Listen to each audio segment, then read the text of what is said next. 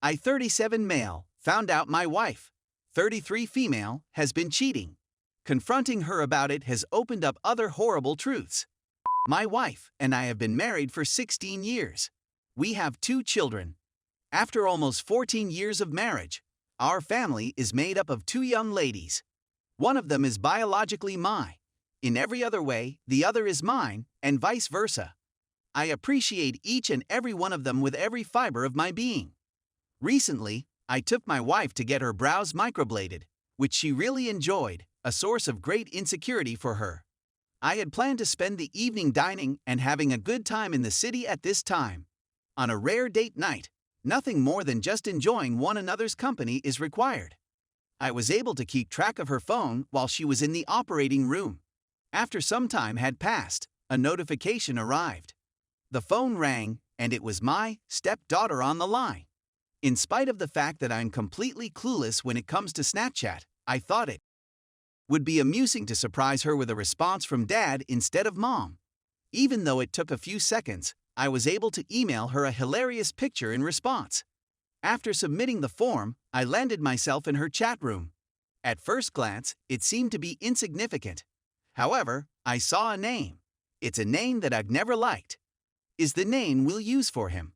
I was cautious at first because I didn't want to be seen as the kind of person who snoops through her phone, but my curiosity eventually won out. What I saw took my breath away. They had a long chat about a recent tryst that they had. For the time being, I'll keep the details of the situation to myself. But let's just assume it had something to do with oral. I couldn't stop myself from continuing to read. It was difficult for a number of different reasons. Aside from the seeming deceit, as I've learned with Snapchat, sections of text will be immediately erased when they are clicked.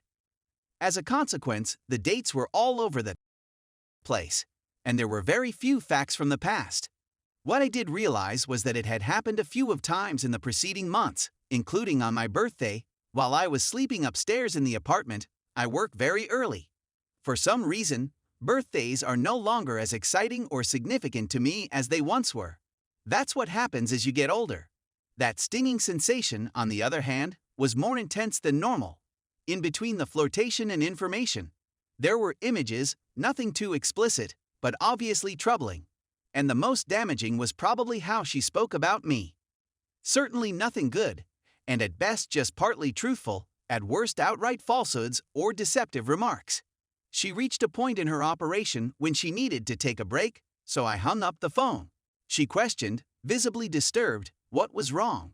I didn't want to make a spectacle in public, or include the poor lady doing the surgery in our shambles, so I simply told her I wasn't feeling well and needed some fresh air.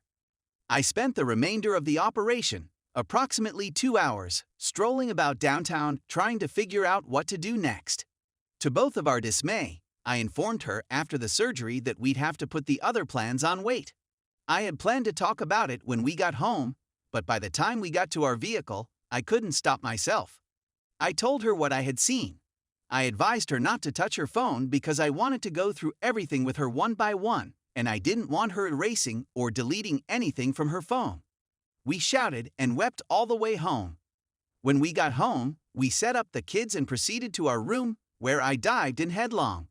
I demanded that she unlock her phone and hand it over to me, which she grudgingly did. That's when things became even more difficult. She confessed about adultery on many times in the basement.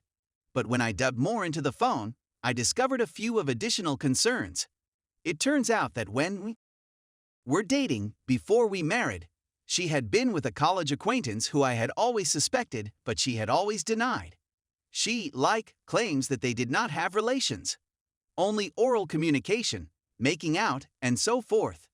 We seem to differ on the definition of, thus this is a sensitive matter. Hearing this, my thoughts wandered, and I started to inquire about any and all situations in which she could have been able to cheat. Except for one item, nothing too important. She didn't get home until almost 2 a.m. one night after work years ago. I recall asking her where she had gone. She informed me that she was leaving. Nothing else. Despite my concerns, I let it go for the time being in my new relationship naivety. But it persisted in the back of my mind and erupted that night. She tightened up as I requested. something between fury and pain. She began to weep, and I believed that this was the last straw in our relationship. Instead, in fairness to her, it was the account of her assault which she had never told anybody. She sobbed, I sobbed. We held each other for the rest of our lives. I felt like the biggest jerk in the world, but being devastated and betrayed by the other accounts of her true adultery outside of the attack. I told her that the attack was not her fault, and that, despite my current thoughts, I would never hold it against her. What kind of jerk would do that? We stopped arguing at that moment because we were both exhausted. We tried to be friendly and heal bridges as much as we could during the following several days. The issue was that, as stated above, I am not well versed in social networking. I don't use them very much, if at all. She is, and she has a sizable fan base across several platforms. She has used such platforms to gain sympathy for herself. Without going into specifics, she sends cryptic messages about how unhappy she is, how everything has gone wrong, and how awful her melancholy is right now.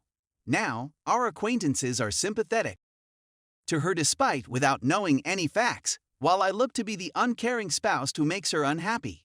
I've seen remarks on how I could be the source of the issue. Now, I realize I'm not entirely blameless in this situation. I work a lot of hours. Sometimes the hours are odd. I've had to relocate my mother and brother into our home to care for them, which she has been quite helpful with. I'm also struggling with personal health difficulties.